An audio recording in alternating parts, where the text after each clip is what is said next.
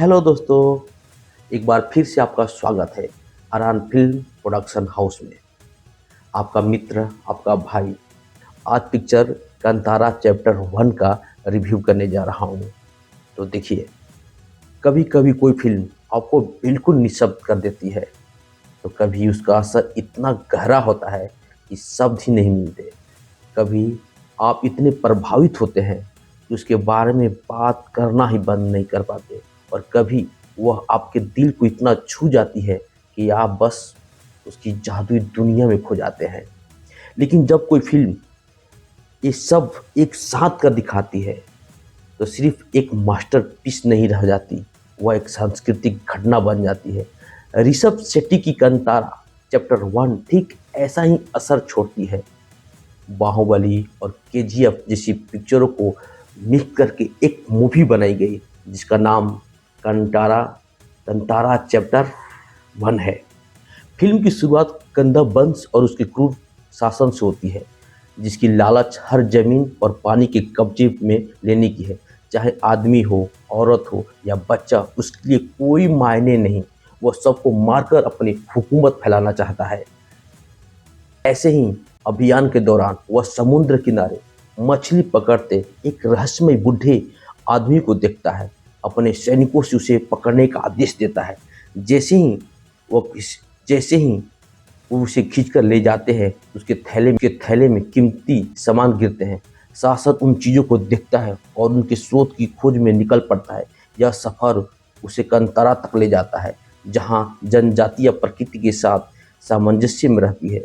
जब उसकी नज़र ईश्वर पूंधोटम पर पड़ती है, जो कंतारा की एक पवित्र जगह है और दिव्य शक्ति द्वारा संरक्षित है, तब उसकी महत्वाकांक्षा को असली चुनौती मिलती है।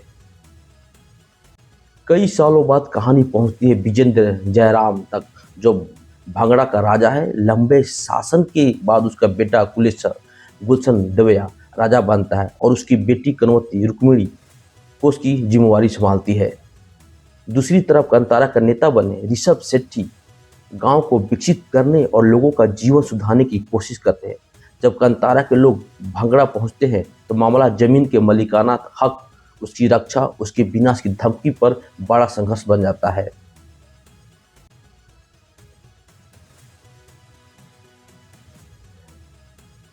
याद कीजिए, 2022 की कंतारा ने आपकी सांसें रोक दी थी, तो यह पहला भाग उस अनुभव को 10 गुना बढ़ा देता है। जाते हैं फिल्म जैसे ही कंदम और भांगड़ा वंश और जनजातियों की पृष्ठभूमि वाली आवाज़ से शुरू होती है, आप उसकी दुनिया में खो जाते हैं।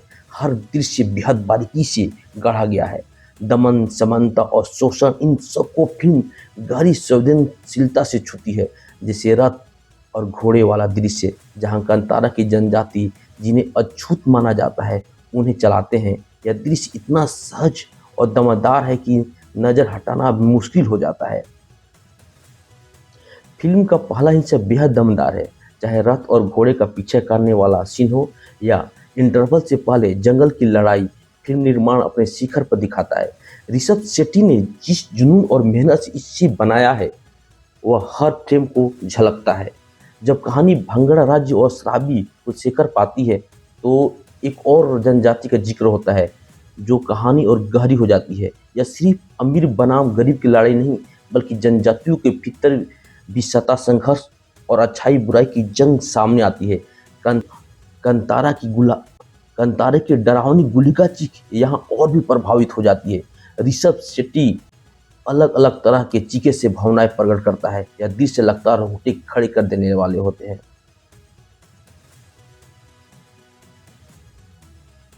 अगर ऋषभ शेट्टी इस फिल्म का स्तंभ है, तो रुक्मिणी बसंत कनपति मजबूत सहारा है।